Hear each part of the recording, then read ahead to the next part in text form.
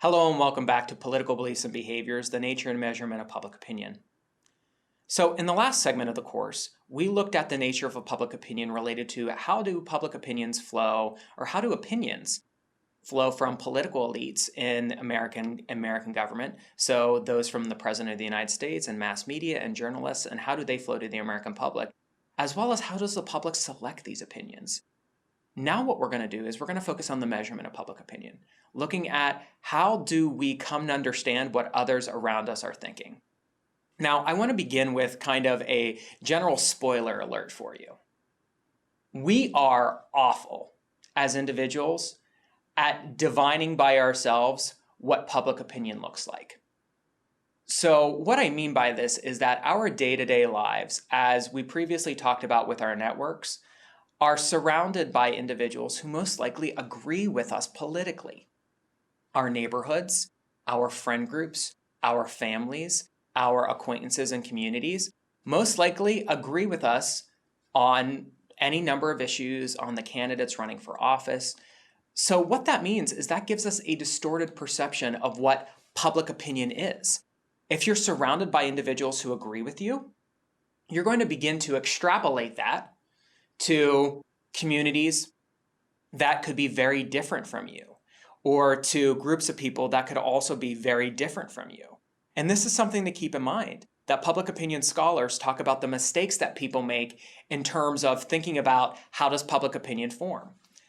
So when we think about public opinion then and measuring it, it's important that we have a set of procedures in place to take into account the natural biases that we as human beings have about measuring public opinion.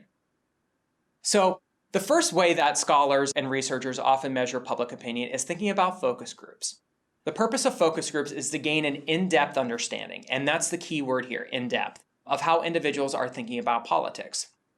The format is a moderator asks a group of 6 to 12 individuals to come together around a table. So I've shown you here, for example, in this particular picture, this is an example of a focus group. A moderator asks a group of 6 to 12 individuals to come together, and the moderator asks questions about campaigns, politics, and government. This format is often used by political campaigns to test advertisements and messaging. So for example, a focus group could have a television in the room, and a member of a campaign will show individuals an advertisement and then ask the individuals in the room, what does this advertisement make you feel about candidate Smith or candidate Jones? Does this advertisement make you feel happy? Does it make you feel fearful or angry? So these are the types of questions, and it's just a small sample of the questions that can be asked in a focus group. But it gives you an idea of how not only political campaigns, but also public opinion researchers can use these types of settings to get an in-depth understanding of what individuals are thinking. One of the other things that this does is these types of settings answer and reveal group dynamics associated with public opinion. For example, do some opinions lead to better opinion expression than others?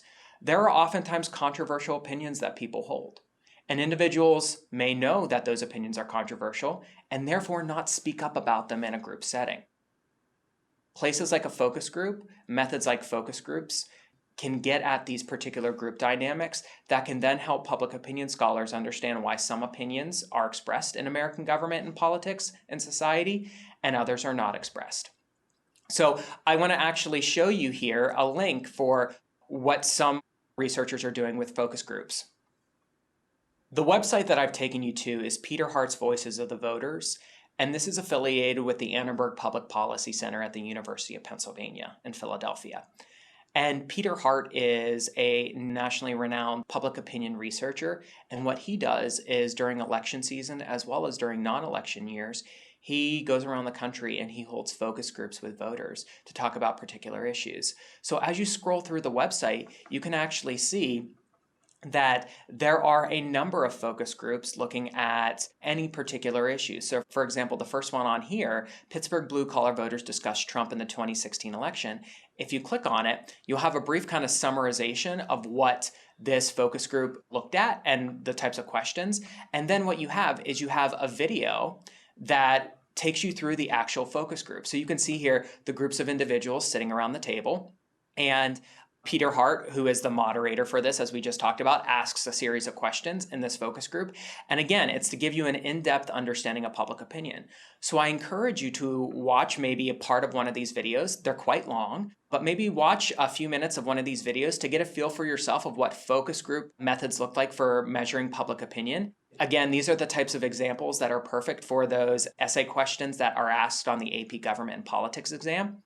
And it could also just be a generally interesting counter note to what we're talking about here related to public opinion.